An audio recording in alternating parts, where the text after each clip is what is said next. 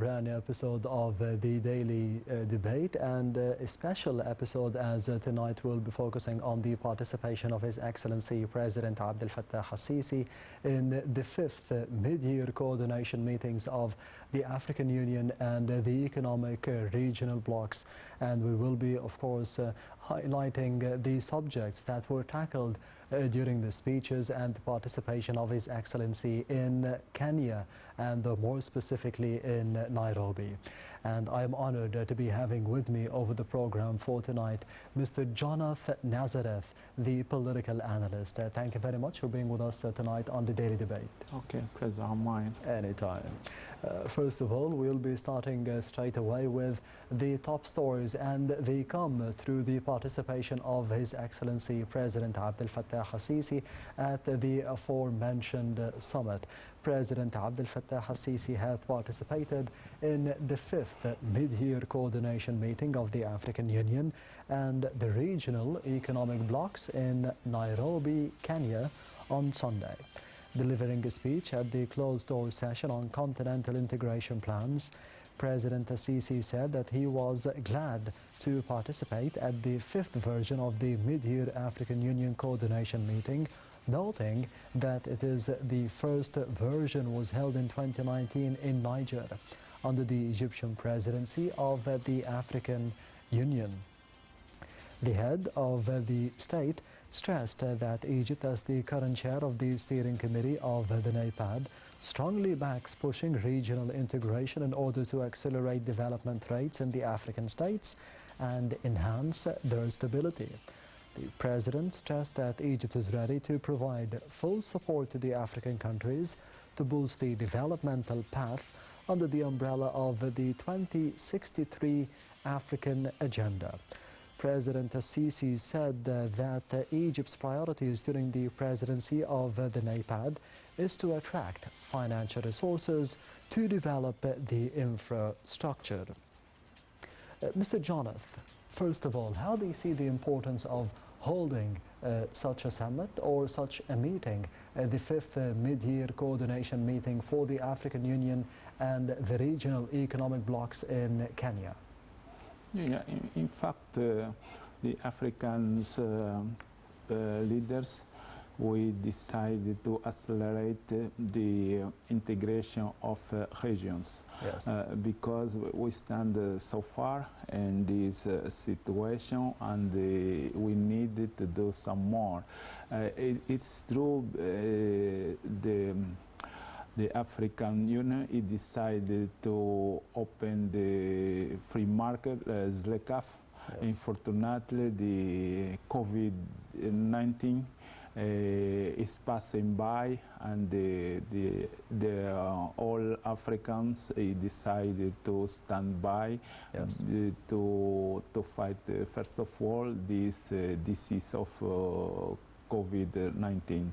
Meanwhile, we are now seriously engaged as this 15th summit in the Nairobi, Kenya, Yes.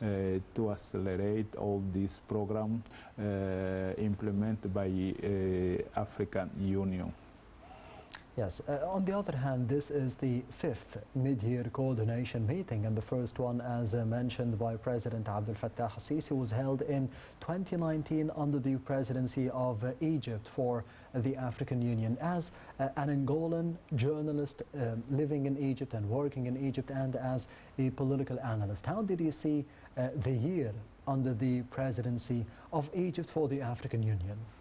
Yeah, there's President Egypt Sisi, I do his best for Africa.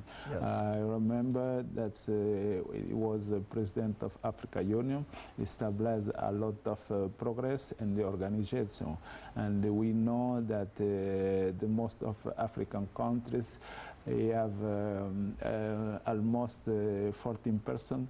He do not pay his compromise contribution with Yes. the African Union. So in this case, African Union is depending on donation countries outside of Africa. That is become is a weaker subject on behalf of Africa whole. So the Africans, the United Africa Union, decided to organize this financial subject to grow economical our continent, but it will stand quite more because the Africans countries, they have a lot of difficulties like infrastructures, and the agricultural will not yet well done, and we have to keep going all the programs to achieve the result and the medium term. Yes, Egypt is currently the head of the steering committee of the NAPAD. What is the importance of the committee of the NAPAD, and what are the main duties for it in terms of benefiting the African citizens? Yeah, the NAPAD is a new project for Africa Union to develop the majority of African countries. We know that we have a lot of source, but we have no such capacity to make our source. Yes. So we need to continue to work it out, especially in education, especially in the health, to in the medium term have some results. So this NEPAD, we have a big project, ambitious project for Africa, where they need the time, you know, almost half a century, I hope so. Yes. Africa will be different like we see from now. We face a lot of instability of some countries, and we not yet organize the regions, we unify yet these regions to unify for better the free trade for Africans, and a lot of facility is not yet done. That's why this 15th summit in Kenya we become to accelerate all the programs the Africa Union decided to make it up. Yes, as Africans, we have a lot of developmental goals under the umbrella of the 2063 agenda for Africa and for the development of Africa. How do you see the measures that were highlighted and outlined to be having development over the upcoming, as you mentioned, for the next half a century, for example, for the next 30 or 40 years, beginning from now and until 2063. How fast are we going as Africans? Exactly. Anyway, as the African continent, you have to make programs and try to achieve the results. Otherwise, we never done. Yes. That was a program for Africa Union by United Nations, and we hope the most of African countries will achieve this program, but the other will come after. You know, the reason some countries they are not stabilized is our democracy in Africa is not enough done. We feel so insecure. So that's all things is making such difficulty to go over the result we're planning. What I can say, our economy is still very far for the result, but 2063 is enough time for African countries do something better than until now they have done. We have enough time to grow agriculture, Yes. infrastructures, and manufacture outsource. And I think at least in the half a century, we can be more stronger. We can depend by ourselves. Yes. Like we stop depending for others. That's the program, ambitious program of African Union. We try to achieve these results. Yes, and you mentioned a very important point, that is that a lot of Africans are depending on the nations coming from the other continents as well. Right now we are focusing on having investments coming into Africa because Africa has a lot of potential in everything, in every field. How can we be switching from those fields of just depending on the nations and depending on the money that comes from the outside world into Africa as the nations? On the other hand, we are hoping to get investments for the benefit of the African citizen, for the African countries, with the potential that we have over the continent and for the benefit of the potential investors as well. Yeah, we know that Africa was colonized for a long time. Yes. And he achieved this independence at least half a century. Yes. Almost most of the African countries, the independence, political independence, but not yet done economical independence. For that, we need to work it out. We have to be organized. We have to be united, and especially for the natural source, you have to manufacture Africa itself. For that, we need a program. The African Union tried to work it out on this issue to achieve the result they implement. So the regions have to be united. The free trade you have to be done. Yes. But we need at the states have to talk about. We have to a lot of discussion to have a final result and to go ahead. Otherwise, we stand by up and not things is gonna be done like this way. We need to talk. We have a lot to talk. A lot of concession. You know, Africa, fighting each other, but some misunderstanding between neighborhood. Recently, the President Sisi held the summit for peace in Sudan. Yes. He asked for around the neighborhood. Yes. You see, always you have something to solve, and on this way we keep far for our projects. We need to Africa. We need to be in peacefully and out of terrorism. Most of the countries stabilize.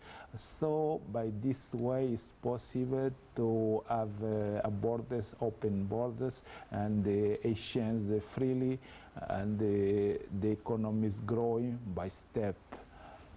Yes, Mr. Jonas, turning to the second top story that we have for tonight over the daily debate and over the course of the program for today, as part of his participation at the African Union coordination meeting in Nairobi, President Sisi also delivered a speech at the Climate Change and the Blue Economy Opportunities and Challenges session in his capacity as the current president of the United Nations Climate Conference. The President appreciated the African participation at the climate conference for implementation held during the COP27 meeting in Sharm el-Sheikh in November of 2022, saying such a participation reflected the African commitment to multilateral action for facing the climate change. The President also hailed the Kenyan President's chairmanship of the African Union Heads of States and Governments Committee on the Climate Change, wishing him success in hosting the Climate Action Summit scheduled for next September. The President also thanked Comoros President Azali Assoumani, who is the current African Union chief, for his initiative Great Blue Wall, which aims at tapping on the blue economy resources and coping with the climate change, enhancing development, notably at the coastal areas, tackled the Egyptian efforts in facing the negative repercussions of the climate change on Africa. President Sisi stressed that the global challenges stressed the need to cooperate for the well-being of the African peoples.